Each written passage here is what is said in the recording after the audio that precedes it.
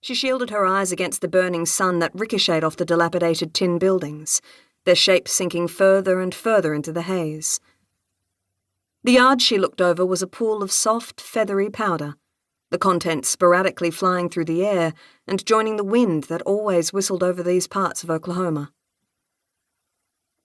Across the prairie, millions of particles whipped from the surface of the plains, joined with dust from their yard, taking off in a swirl and a cloud to goodness knows where.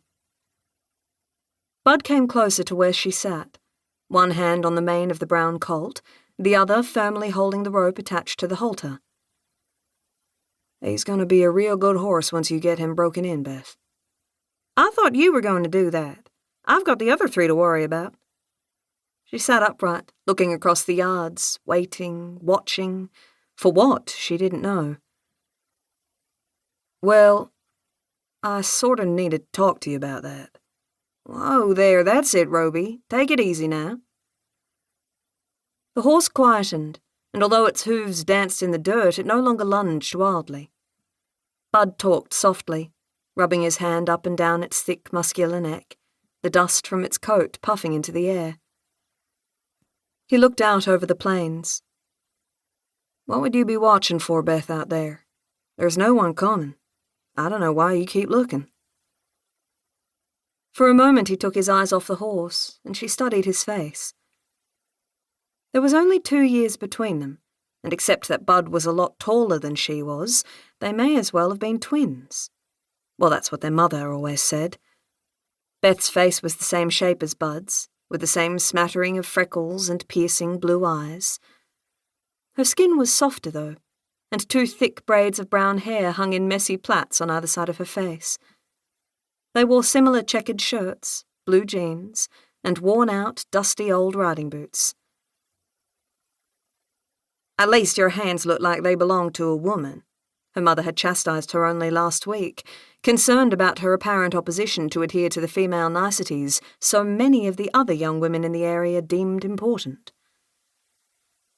It took every argument her parents could muster to make sure she attended the final year ball in a dress and shoes that weren't riding boots. That was a one-off, and since then her attire remained the same: jeans, a checkered shirt, and riding boots, finished off with the cowboy hats both she and Bud had received last Christmas. Everyone commented how pretty she looked the night of the ball. Her dark blue dress contrasted against her tanned skin, complementing her blue eyes. Those same eyes now searched beyond the horse yards, across to the horizon. "So what are you looking at?" Bud gazed over the yards. "How long are we going to be able to survive? Most of the soil from those plains you're staring at has been whipped up and dumped thousands of miles away."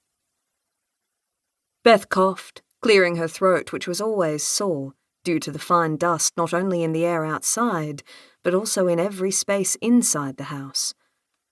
"I'm not sure. I just had this feeling something's coming. Something big." She squinted into the sun, once again looking out over the plains. "Like another storm?" Bud asked. "No, I don't think so. This is so big it makes my gut churn every time I think about it." "I don't always like your premonitions. They have a nasty habit of coming true." "I'm not always happy about them either. Can I tell you something, Bud? You won't laugh at me." "I'll try not to, but sometimes the darndest things come out of your mouth." "I feel like the war is coming across the oceans, that it's going to come here." "Beth, for God's sake, what war is going to bother coming all the way here to dry old Oklahoma? Do you really think the Germans want this dust bowl?" He kicked the ground with his feet. "They won't come here. You're safe." He handed her the rope, which was still attached to the colt. The horse stood still, its ears forward, listening to their banter. "I have a nagging worry." She rubbed her eyes. "The other night I had a dream about you." "Did I have a beautiful girl on my arm?" "I'm not sure if it's because you said that so often, but you will be pleased. Yes, you did have a beautiful red-haired girl on your arm. You introduced her as your wife." "Geez, Beth, what'd she look like?"